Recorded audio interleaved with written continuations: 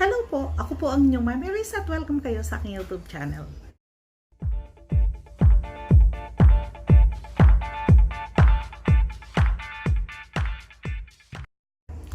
Law of attraction pa rin po ang topic natin.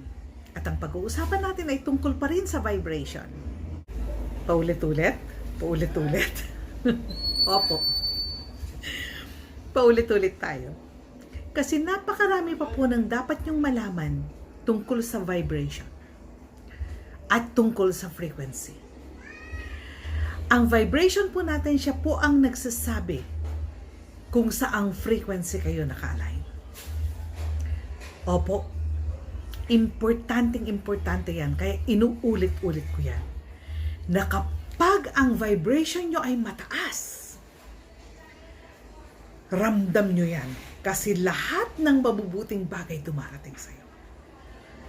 Pero kapag ang vibration nyo ay bumagsak, lahat ng pangit na bagay dumarating sa inyo. Medyo pasensya kayo, maingay ngayon. Ang dami-daming dumadaan na sasakyan kasi traffic na naman doon sa pinaka-highway, kaya dito nagdadaanan yung mga sasakyan. Pero ang importante, focus tayo. Focus tayo sa sinasabi ko. Ano po? May nagtitilao kang manok dyan. Sige, okay lang. Ang importante, natututo kayo sa mga sinasabi ko sa inyo. Pasensya na po. Pasensya na sa maingay.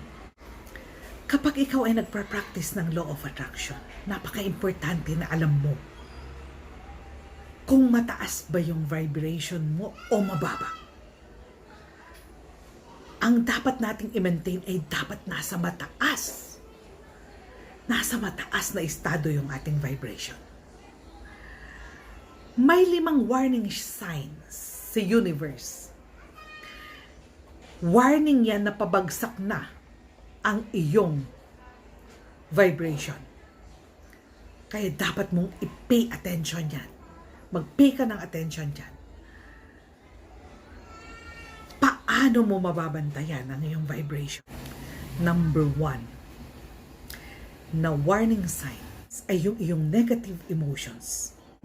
Opo, kapag ikaw ay nakakaramdam ng mga negatibong emosyon, hindi yan parusa. Yan ay warning.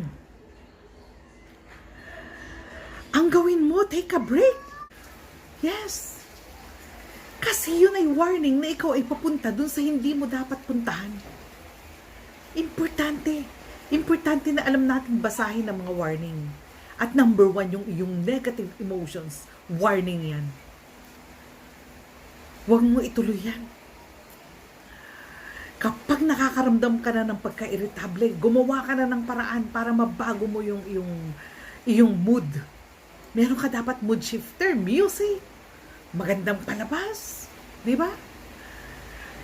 Huwag mong hayaan na bumaba ang vibration mo dahil lamang sa bad emotions. Number 2, small accidents. May hawak-hawak ka, nabagsak. Sa paa mo pa bumagsak, aray. Mga simpleng aksidente, pero warning pala yan.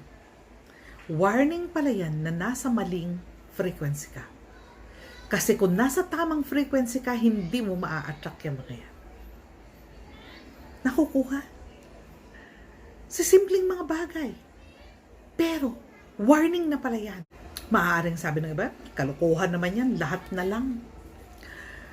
Sa mga hindi nagpa-practice ng law of attraction, parang kalukuhan. Pero sa amin na talaga nagpa-practice ng law of attraction at natutunan na namin gamitin, eto na po. Kaya nga halos karamihan ng dumarating. Karamihan ng dumarating yung magaganda.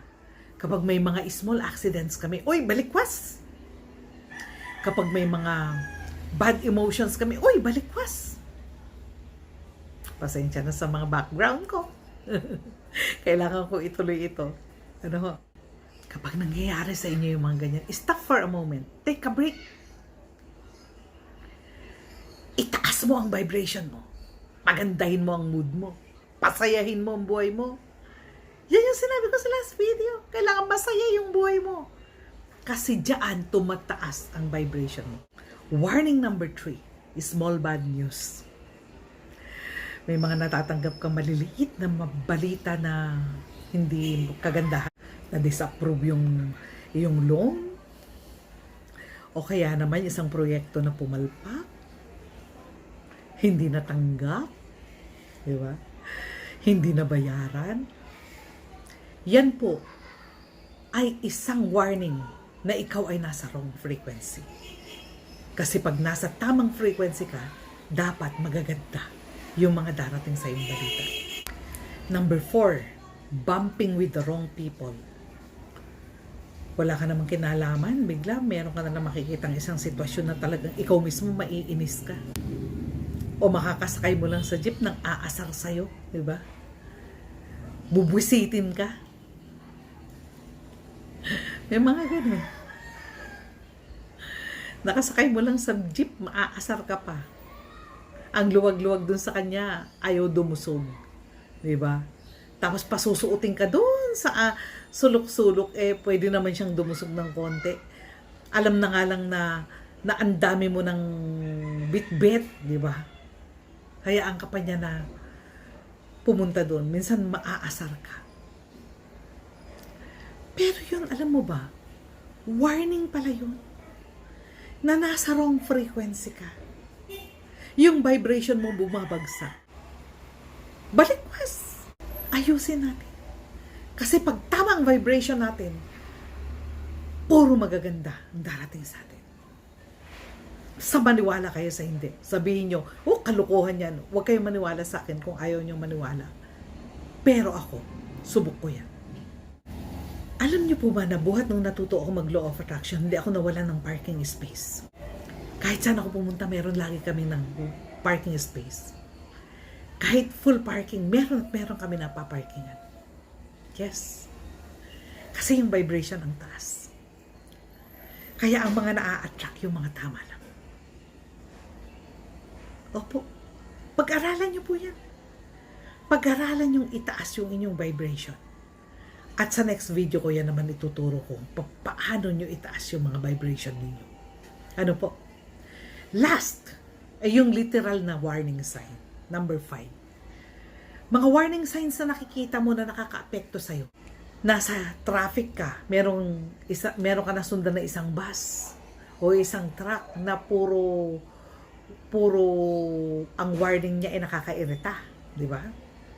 At naapektuhan ka naman. Nainis ka. Pabagsak ang vibration mo. Nasa wrong vibration ka na.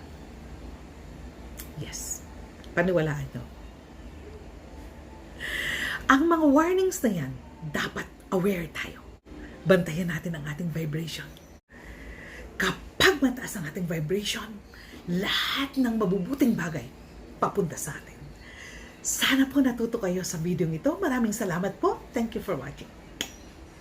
Hanggang sa muli.